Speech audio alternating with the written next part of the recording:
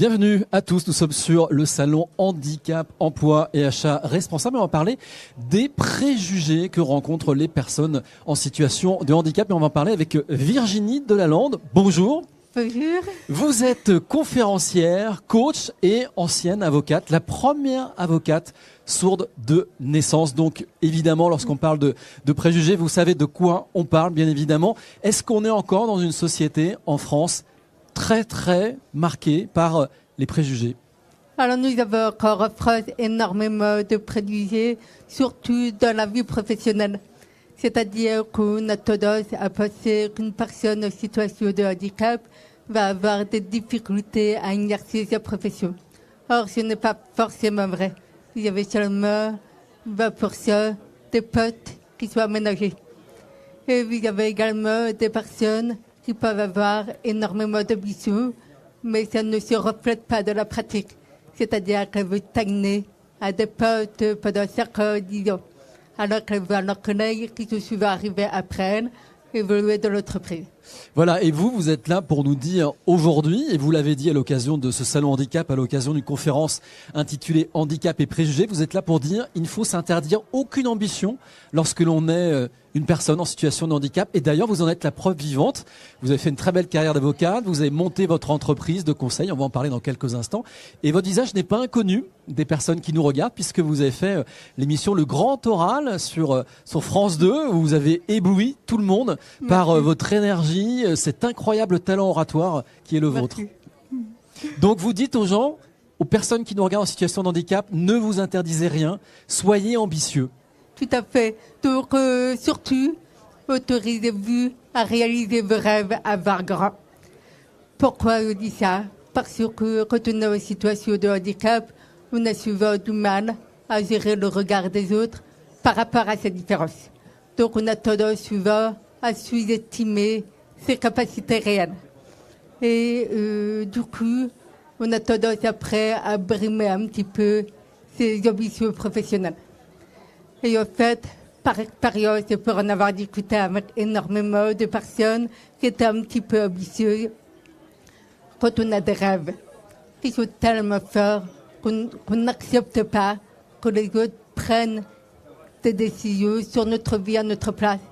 C'est là où finalement on arrive à prendre notre place et à réaliser nos rêves. Et cette ambition, vous dites aussi que les responsables de ressources humaines dans les entreprises, elles doivent l'entendre, cette ambition. Absolument. Donc les entreprises doivent prendre conscience que quand elles ont une personne en situation de handicap, non seulement elles remplissent effectivement les fameux quotas de 6%, mais que ces personnes-là vont avoir une carrière professionnelle. Donc, mon objectif, mon message, est de leur dire réfléchissez en amont, réfléchissez avec elles en termes de perspective professionnelle. Comment pouvez-vous les accompagner en termes de formation, de verbalisation de cette ambition et d'accompagnement pour la mise en pratique. Et vous dites aussi, et c'est important de l'entendre, que les personnes en situation de handicap sont souvent des équipiers, des salariés très performants parce que, justement, ils ont l'habitude de relever des défis. Absolument. Et puis, ce qui est génial avec les personnes en situation de handicap, c'est que dès lors que vous leur confiez des responsabilités, soit managériales, soit des responsabilités élargies de leur poste, finalement, vous découvrez tout un tas de qualités autres que ce qu'il y a écrit sur le CV. Par exemple, une personne en situation de handicap, en situation difficile, trouvera toujours des ressources pour vous dire qu'elle a l'habitude, elle vit avec ce handicap au quotidien, avec la difficulté de surmonter ce handicap. De tous les autres problèmes, finalement, elle a le câble neuroneux pour trouver des solutions. Dernière question avant de nous quitter. C'est vrai que vous avez créé le Handicap Power. Alors c'est quoi le Handicap Power? C'est le nom de votre société de conseil, hein, puisque vous aidez notamment les entreprises à travailler sur ce sujet, mais en même temps on a l'impression que c'est un mouvement que vous lancez, le Handicap Power, quand on voit l'énergie que vous portez sur ces sujets.